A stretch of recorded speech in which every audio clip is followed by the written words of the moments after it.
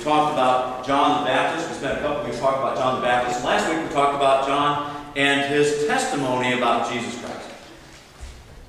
This morning we're going to look at Jesus' calling of the first disciples. Why is that important to us? Well, because I want you to take a couple things away. I want you to ask yourself a couple questions, actually, is what I want you to do.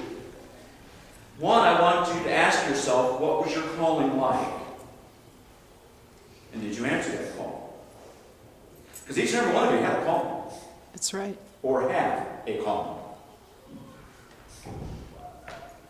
I fought a calling for a lot of years. I spent 20 years away from my calling. But I want you to see in these first couple of disciples how they responded to Jesus Christ. I want to see if you find yourself in any of these situations. I'm going to ask this morning. Hey, disciples. We're going to look at this. And so we're going to look at John chapter 1. We're going to finish up chapter 1, believe it or not. It's only taken us a month to get through chapter 1. That's pretty good.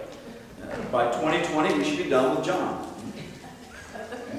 So, John chapter 1, starting with verse 34. This is what it says. Out of the NIV, it says, next day, John was there again with two of his disciples. Now remember, we've been talking basically, we talked one day when John was talking to the Pharisees and scribes, and they were trying to trick him and ask him these questions. There was another day when Jesus came. There was another day when Jesus came back, and so we're talking, of course, about a week or so here. It says the next day John was there again with two of his disciples when he saw Jesus passing by, and he said, "Look, the Lamb of God." Remember, we talked about that last week. We talked about it to some extent about why the Lamb of God, but the disciples who weren't disciples of that, who were disciples of John the Baptist, who they were disciples of, they understood that this was something very important because John had been preaching this. Because what was John's whole purpose in life? To proclaim and announce the arrival of the Messiah. And so they understood when he said, "Here's the Lamb," what the Lamb is passing by, they understood exactly what he was talking about. So here we have the first two characters. We have Andrew, I'll get back to that in a second. We have Andrew and an unidentified disciple who make a connection with Jesus through who? John the Baptist. And after hearing that Jesus was the Lamb of God, they go to investigate further. Verses 37-39. So when the two disciples heard him say this, they followed Jesus. Now here's Jesus passing by. He walks by, and John says, there's the Lamb of God. And so Andrew and the other disciples say, "Oh, see you later, John." And they start following Jesus, right? And turning around, Jesus saw them following and asked, "What do you want?" Stop. Very simple question. We read through that passage really quick, and we think, well, he turned around and people are following him, we do the same thing. What do you want? I don't think he said like that. That's us. That's how we do it. What do you want? What are you following me for? I want you to think about this. Each and every one of us has been asked that same question by Jesus. What do you want? Do you want life eternal? Do you want life in glory? Do you want life in heaven? Do you want life with my Father? Or do you want life eternal, but life in hell? Very simple question. Very simple answers. Just two. Turning around, Jesus saw them following and asked, "What do you want?" And they said, "Rabbi," which means teacher, where are you staying?"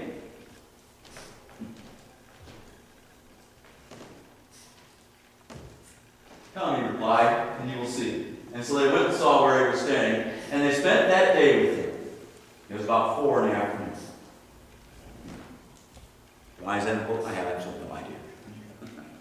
Except they stayed with him the entire day. So we have Andrew and his unidentified disciple who leave John the Baptist and start following the Lamb. So what was Andrew's response? To follow. At the mere mention of his name, knowing that that was him, he followed him. very important person. That's right. Even though we know very little about him. Because usually when we talk about Andrew, what is normally said? Simon Peter's brother. Yep. He lived in the shadow. Peter was more outgoing. But Andrew was very, very important. Very, very important. I want you to look at this.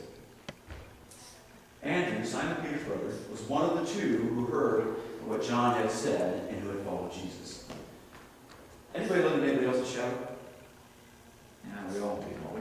To some extent. I like that song, Wind Beneath My Wings. I bet everybody has done it. I know Vicki Gilly did, and Bette Miller did it. And it talks about, I could not get any place without Joni being under my wings and lifting me up. How did Peter find out about Jesus? Through Andrew. Had Andrew not decided to go and tell his family members about the Messiah, we would have never had Peter.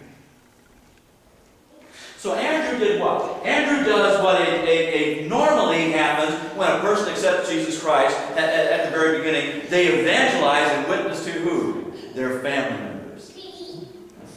So Andrew did exactly that. As it says, the first thing Andrew did was to find his brother Simon and tell him, we have found the Messiah. There's the Christ. So Andrew went running out after he found Jesus and they'd spent the entire day together. And so it's past 4 o'clock in the afternoon. Andrew takes off and he finds Simon and says, I found the Messiah. Now the other Gospels give us a little more scenario and Jesus goes. Why does John do it this way? Remember, John's talking about the divinity of Christ. He didn't have to go and do these other things. And so he says, I went and saw Simon, my brother, and told him I found the Messiah. Oh, awesome. And he brought him to Jesus. And Jesus looked at him and said, you are Simon, son of John. You will be called Cephas, which translated is Peter, which translated is rock. Here's the second named disciple that we're dealing with here.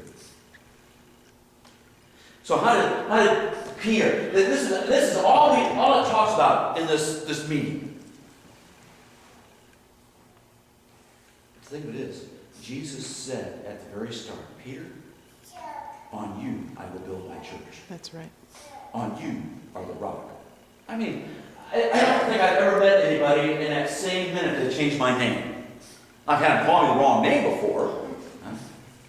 And I've let them go with that for a long time, and then they really got upset. But here, Jesus meets him, and he says, you're Simon, son of John. You're Cephas now. Because he's taken a very big step in telling him something powerful is going to happen. Wow. When you met Jesus in your call, do you know something powerful is going to happen? I can guarantee you, if you accept Jesus Christ, something powerful is happening. It is happening. So the next day, Jesus decided to leave for Galilee. Finding Philip, he said to him, follow me. Philip. Third named disciple. We don't know a whole lot about Philip. Philip was kind of a behind-the-scenes kind of guy. He was quiet. There's probably more in the Gospel of John than there is in the other Gospels dealing with Philip. Why is Philip important? Because he brings other people to Christ. And we see that through the Gospel of John. Philip knew Andrew and Peter. They lived in Bethesda. But Philip, if he was left to his own, even though he knew Jesus and Peter and Andrew told him this is the Messiah, this is the one we've been waiting for, he probably might not, this is speculation, might not have accepted Jesus Christ had he been left to his own. And what's that got to do with us? Do you have any members or any people that you know who need that push? And I'm not talking about a shove. I'm not talking about a swift kick, even though someone will probably need that. I'm talking about, I needed somebody to hold my hand, basically, and walk me down the aisle. I mean, that was way before Joni did. And she drugged me. But you know what I said? Sometimes we have to walk with somebody down that aisle and say that we're going to accept. We talk to them and say, yeah, I understand all that. It's all well and good. Yeah, I probably could accept it, but I'm just not going to do it on my own. See, when they don't do it on their own, they usually don't do it in here either. But when they walk down an aisle and accept Jesus Christ and raise their hand, and people start praying for them, and people start talking to them, and being part of the family, lives change. That's right. Drastically. Drastically. Had it not been for Jesus calling him out, there's a possibility that Philip may have never been one of the disciples. Jesus is constantly calling us. Sometimes we have to nudge a person to get him to fully accept it. So he says, follow me. Philip, like Andrew and Peter, were from the town of Bethesda. So, well, you really can't see that, can you? Well, look back up here. There's Bethesda way up there. This is the Jordan River. Okay? Now, what's going to be important is this one right here. This is Nazareth. You know who the next person is? Next disciple that we talk about, John?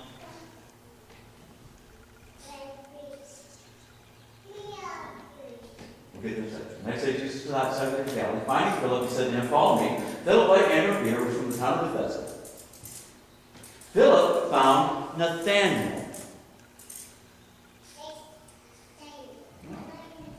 And he told him, we have found the one Moses wrote about in the law, and about whom the prophets also wrote, Jesus of Nazareth, the son of Joseph. Didn't I tell you that Philip was pretty important? Philip found another person who needed to find Jesus Christ. Nathanael. Nathanael. Oh, Nathanael. We don't know a whole lot about Nathanael either, except this. Nazareth? Can anything good come from there? No. Why did he say that? Because he knew when Moses was speaking and the prophets were speaking, they were talking about somebody coming from where? Bethlehem. That's right. Nobody important came from Nazareth. No important leader ever came from there. No important rabbi. Nobody important ever came from Nazareth. And that's what he's saying. Can anything good come from there? Come and see, Philip said. Even though Philip was so laid back, he had enough power in him to convince Nathanael to go and see this man that he thought and said was the Messiah. When Jesus saw Nathanael approaching, he said of him, here truly is an Israelite in whom there is no deceit. He spoke it the way it was. And he continued. How do you know me? Nathanael asked Jesus. And Jesus answered, I saw you while you were still under the fig tree before Philip called you. He got his attention. He could have done something miraculous at the time, but here he told him something that had happened that Nathanael knew. Unless he was standing there, he would never know it. I saw you while you were still under the fig tree before Philip called you. He got Nathanael's attention. Nathanael figured it out. Because he says, Rabbi, you are the Son of God. You are the King of Israel. Wow. Wow. 4 different disciples. 4 different ways that they related with Jesus and looked at Jesus. Jesus said to Nathanael, if you believe because I told you I saw you under the fig tree, you will see greater things than that. He then added, very truly I tell you, you will see heaven open and the angels of God ascending and descending on the Son of Man. And before it was all over, that's pretty much what he saw. Because he saw Jesus ascend That's right. after being crucified and rising again. So, Andrew. He accepted and witnessed to family first and then to others. Be okay with being in the shadows kind of person. Andrew was in the shadow of his brother, and he was okay with it. His brother still respected him enough to go and see this Messiah.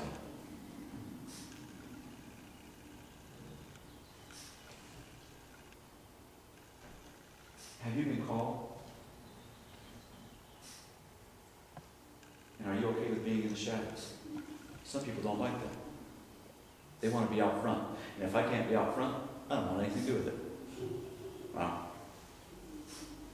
Andrew said, I'm okay being in the shadows. I still can work for the Master. I still can talk my family members and my friends into being and listening to Christ. Even if you never leave the house, it's important. Family first, when we witness. So we witness to all our family, or we don't live near any of our family and we never talk to them. Do people ever come to your house? Do the things you say and do on Sunday reflect the same things you say and do during the week in your house? Ooh.